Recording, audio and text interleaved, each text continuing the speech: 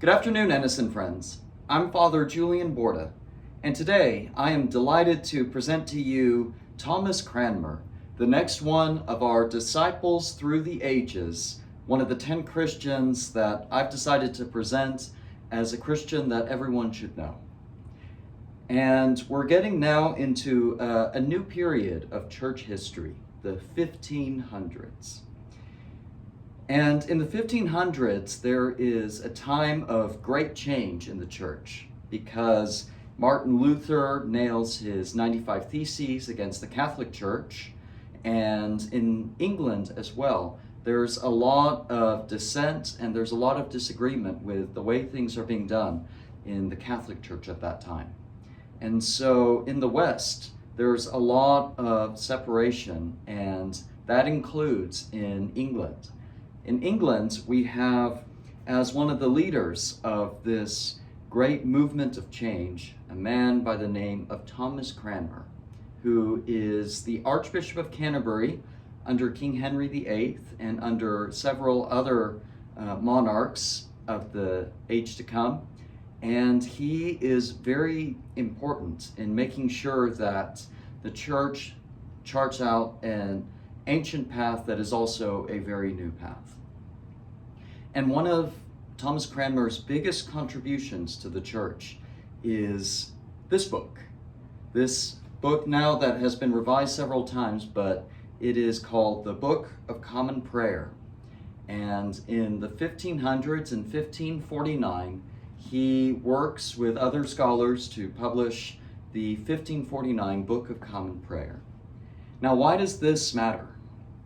Well, Cranmer is one of the very first people for a very long time to talk about the need to have a worship service in the language of the people. The Catholic Church, of course, had been conducting services in Latin, and Cranmer argued that this was actually very counterproductive because there was a lot of people, most of the people going to church didn't know Latin, didn't understand what was going on, barely participated, and if you asked them, hardly knew anything about scripture or about faith or who Jesus was.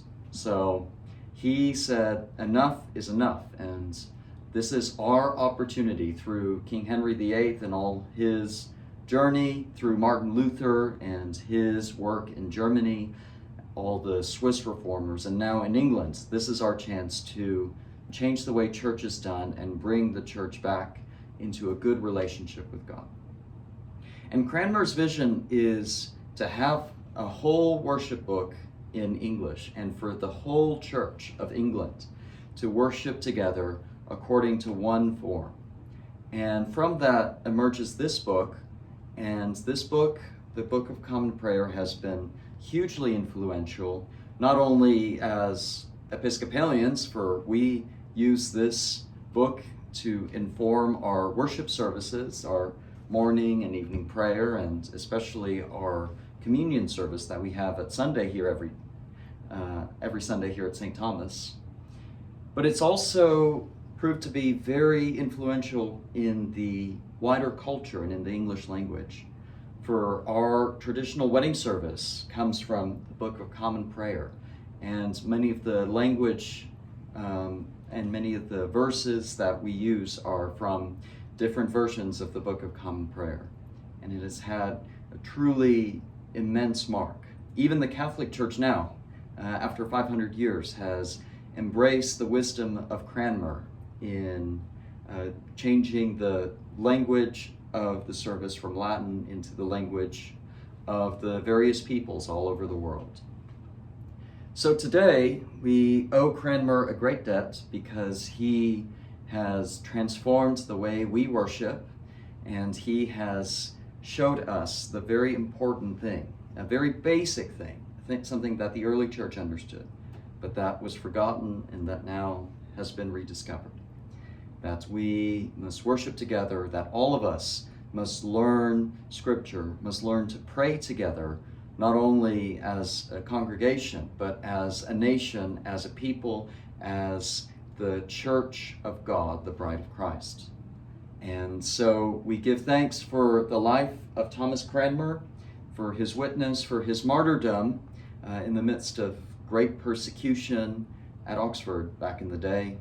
And we give thanks now for this wonderful legacy and this great step forward for our church. Thank you all for listening today. I hope this has been helpful and insightful as we consider how it is that our church has come to be as it is today.